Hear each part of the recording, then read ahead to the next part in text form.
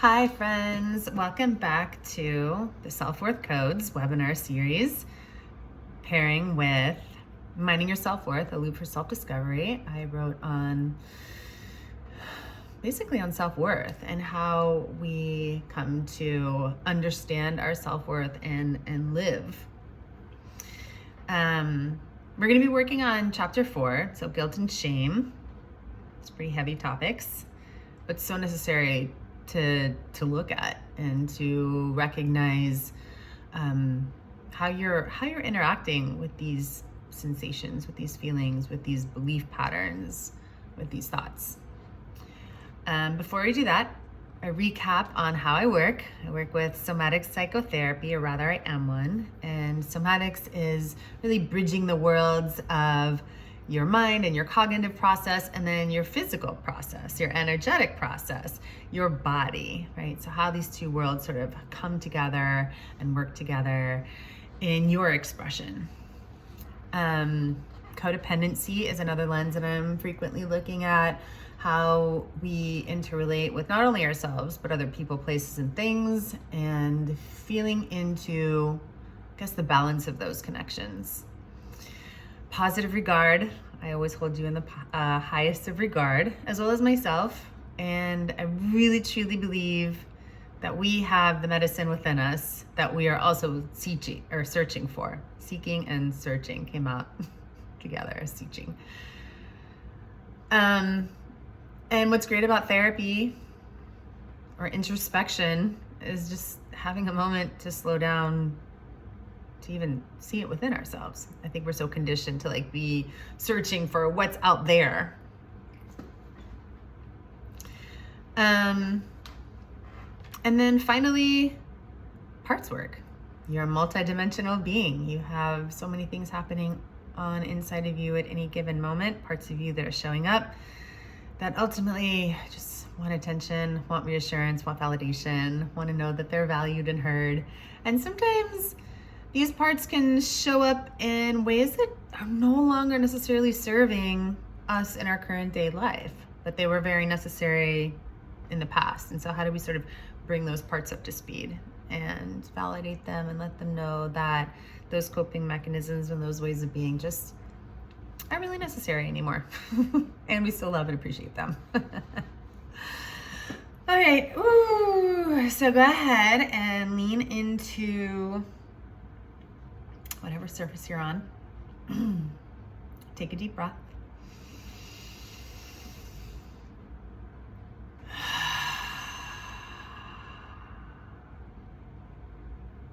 You can keep your eyes open or your eyes closed, whichever feels most, I was almost going to say productive. Whatever feels most resonant to you in this moment. What does your body want? What does it need?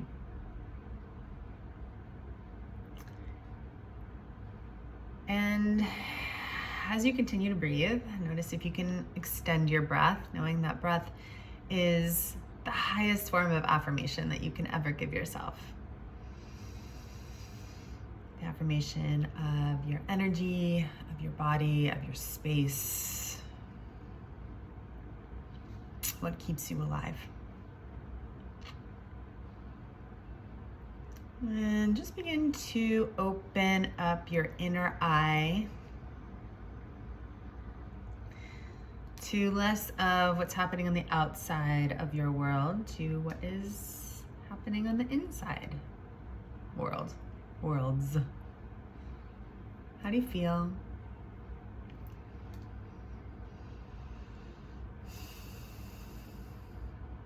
How grounded are you in this moment?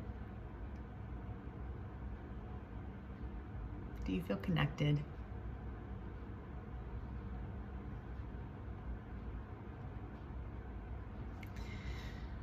How can you soften?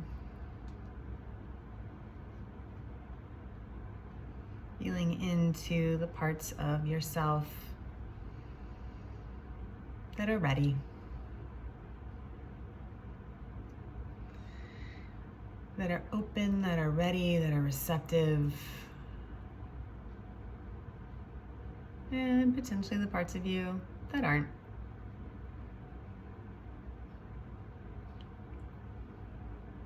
Just breathe with everything that's there.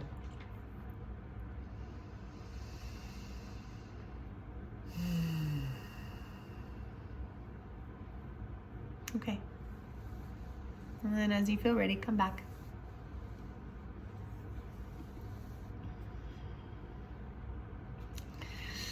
So, guilt and shame, right?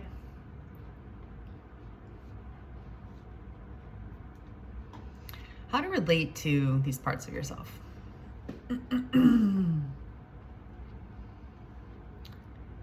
It's delicate and it's usually pretty heavy. And also necessary. When I start to open up this sort of file or this box with clients, I'm really curious about a few things, but about the voices and the stories that they hear that pertain to guilt and shame. And I get really curious, are the voices theirs? Are the messages, the stories their own?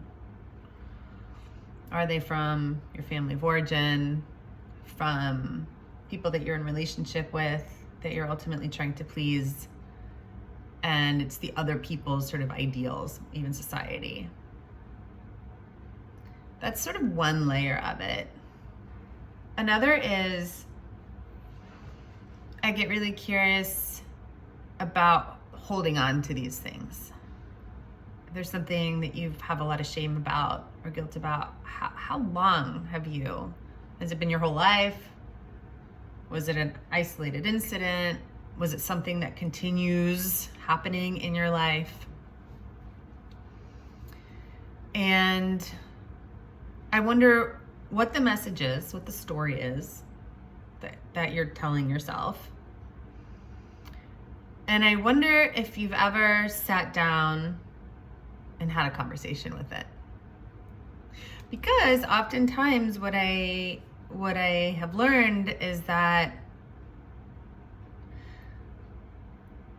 there's this idea, and then people will, like we talked about in the previous video, like anxiety starts to come up, or shutting down, or disassociation. And we just sort of follow that stream of whatever coping comes up.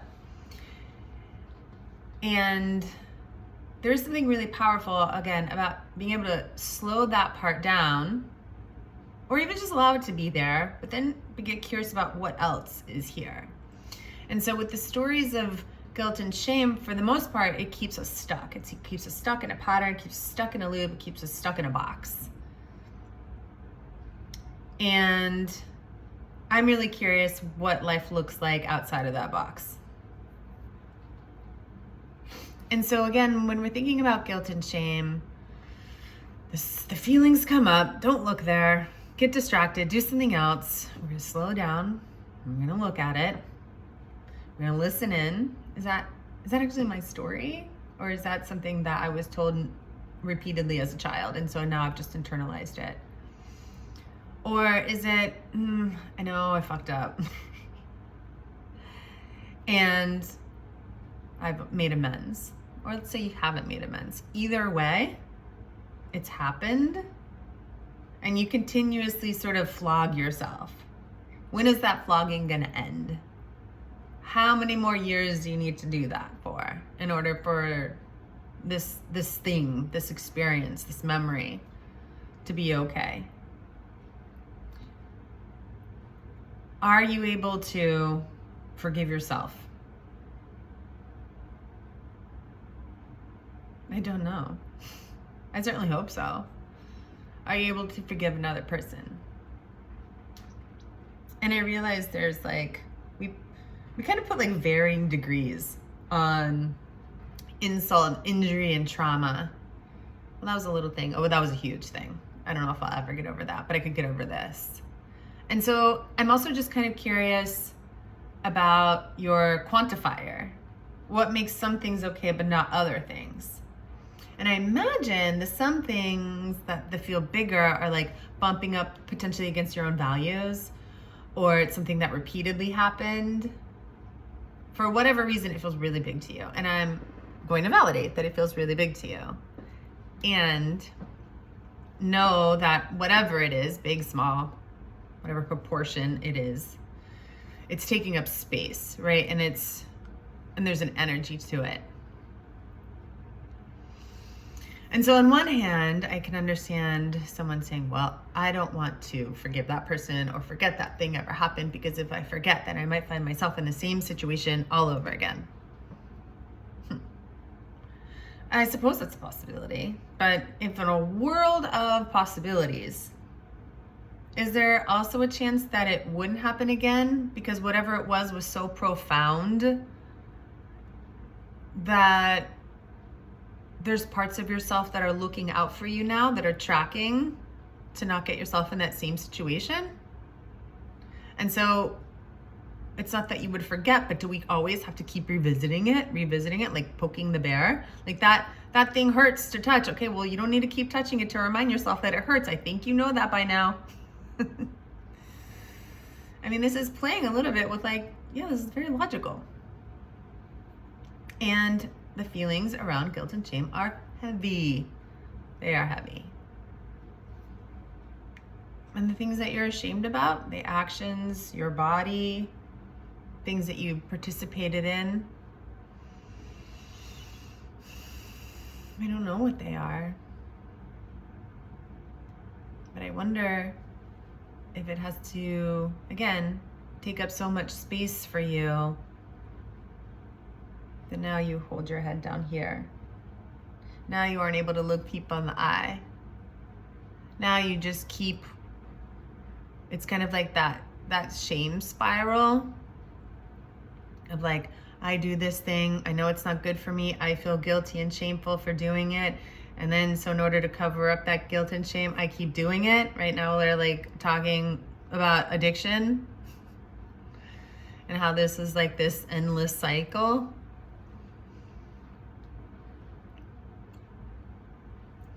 I think about too, when talking about, for instance, another person, how much do we have to also keep flogging them? Because they're not fulfilling our needs, because they did this thing that hurt us. Here's a little bit more of that reality boost of like, if they keep doing that thing, then maybe remove yourself from the situation, because now we're just, again, in another cycle of flogging the person, and they keep doing the thing, and we keep being hurt. What if you were to just remove yourself from that situation? Oh, I can't because this, because that, because... Okay, that could be a truth. And also, are there ways that you can start showing up differently? No. And so what is the message? How does it show up? And what is the story?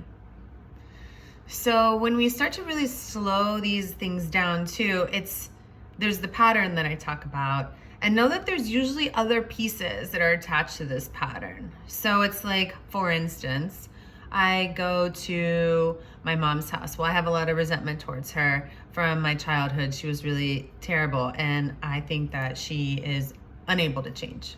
Well, you have a choice here. You could potentially not go to your mom's house anymore. Oh, but then I would feel guilty.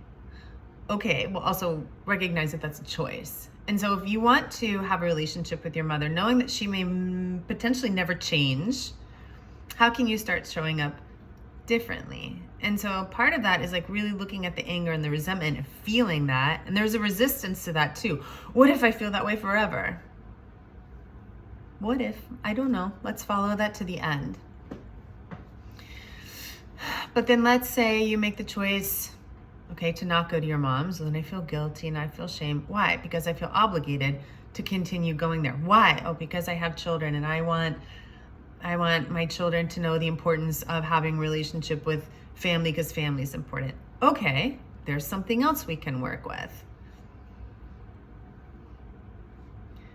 Do you want your children to think that it's okay for people to put them down just because they're family? I don't know. Is that a value that you want in your life? And then there's also like the guilt of staying with the same scenario of not spending time with your mom. And I wonder, is that yours? Is that society? Is that a familial thing? Or is that actually yours? If you were to choose, is there a potential that you actually wouldn't feel guilty for hanging out with a person who wasn't treating you well, regardless of who they are in your life? I don't know. Potentially part of it is having a conversation. Well, my mom can't hear me. Okay.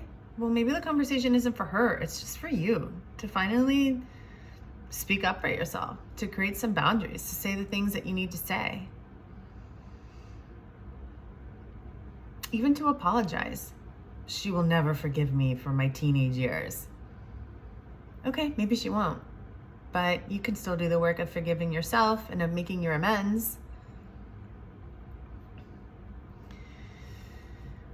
So there's a lot of ways to work, again, with this energy. And for the most part, it feels really stagnant.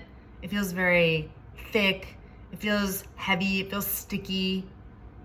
Okay, I will validate that. And there's still a way to work with these, feelings inside of you. I know we hold grief like in the lungs. There's a lot of grief with shame and guilt. And there's usually a level of like agitation somewhere too, which we can take back to fear and anger.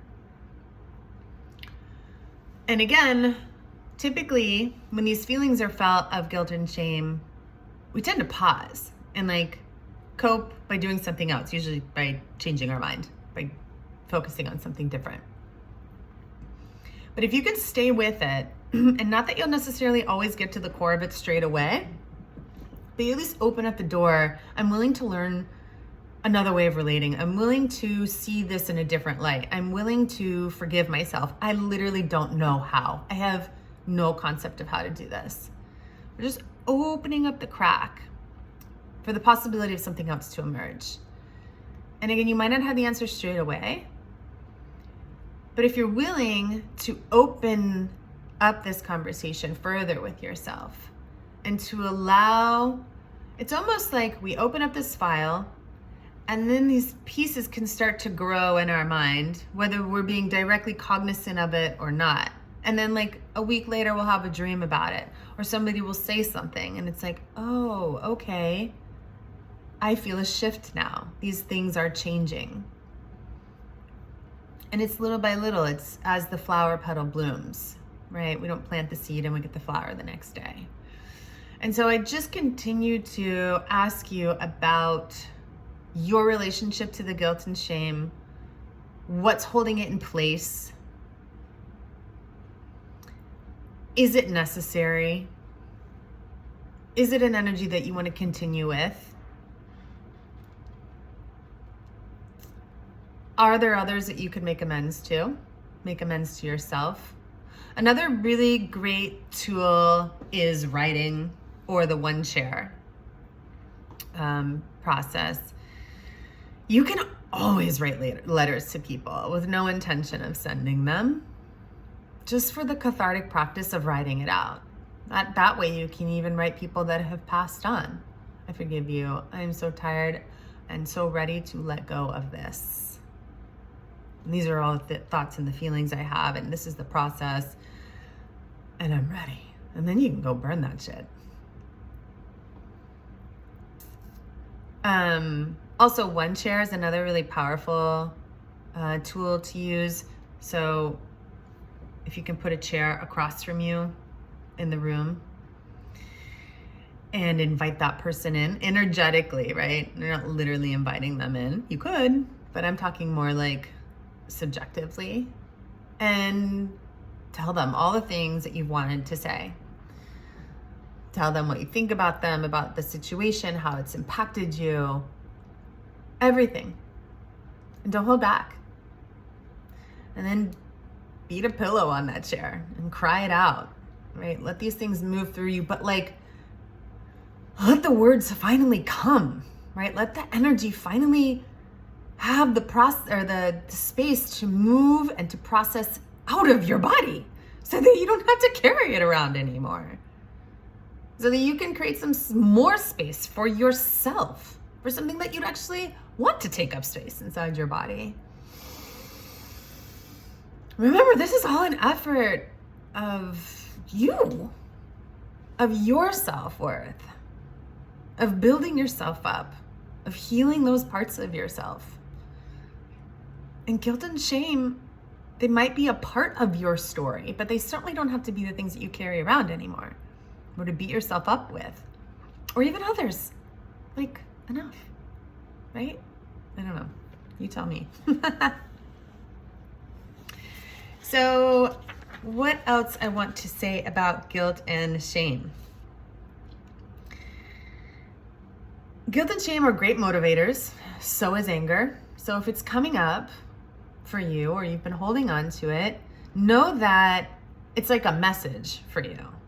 It's a message and you have the choice to look at it or not, which is what we are essentially talking about. But like, what is that message? And sometimes it can also just be really helpful to have like a therapist or a coach or someone to talk to so they can, because it's like when we get in our stuff, sometimes it gets all jumbly in our mind and it's like, what is, I can't stay even focused. I'm just a ball of energy and of feelings and an emotion. And so the therapist is really helpful for like holding the container and helping you just sort of stay organized as you move through this. But I'm hoping like you hear this and you realize that it's all in process of regulating your own nervous system and of relieving yourself from sort of, I don't want to say unnecessary, but through heavy energy. I guess you determine whether it's necessary or not. Journaling through this process is really helpful. And taking the time in also an apology of another person and or of yourself to really take your time with this, because especially like when we're first starting this work, I know for me I wasn't like, yeah, I totally forgive these people that like straight up abused me. No, it was a process. And the more I was able to like sit in that process and feel it out. And again, this whole of tapping in and tapping out, because I'm not doing the work all the time, not constantly living in a process that is fucking laborious and it sucks. Don't do that. Go and have fun and ease and then come back to it. And then little by little, you start to feel your own power. You start to feel your own resilience, your own capacity grow. You start to feel like this doesn't have the power over me that it once did. When that, again, person comes into the room, I don't have to cower. I don't have to feel bad about myself. I don't have to keep living in this place of guilt or obligation and shame because I'm not living up to someone else's standards. Or I haven't given the amends that I really actually need to give amends to. And that goes, again, with yourself, with other people. I also think about organizations. I think about animals, right? This can extend far and wide. And taking your time with the amends process. And also know that there are living amends, right? Sometimes think about with guilt and shame, it's like we're even afraid to make the amends.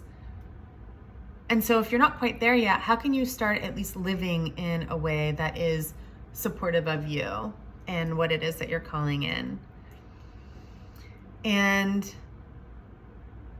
I want to remind you too that this is not a linear process, right? It's not like a straight line. I learn these things, I take them in, and I never do past behaviors again.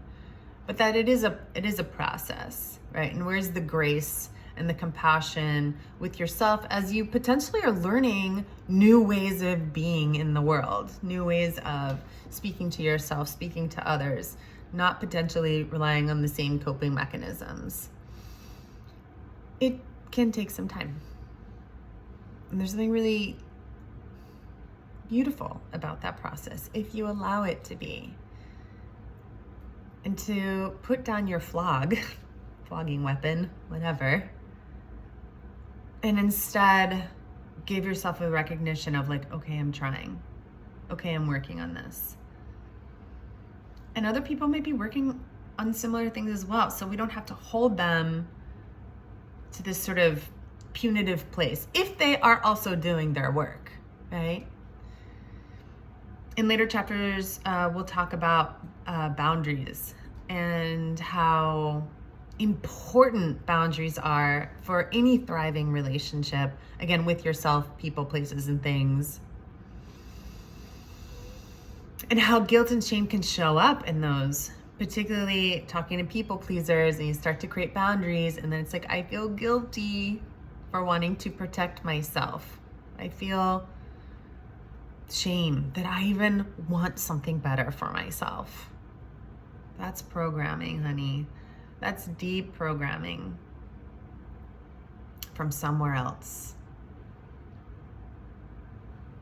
And so that's why I continue to ask you, does it align with your story? Does it align with, not your old story, but your new story? Does it align with what it is that you're calling in for yourself? Does it make sense for your life to continue to feel bad about wanting to create a boundary with someone? And you're worth it. This is what I keep also pushing home to you, is that you're worth protecting. You're so worth protecting.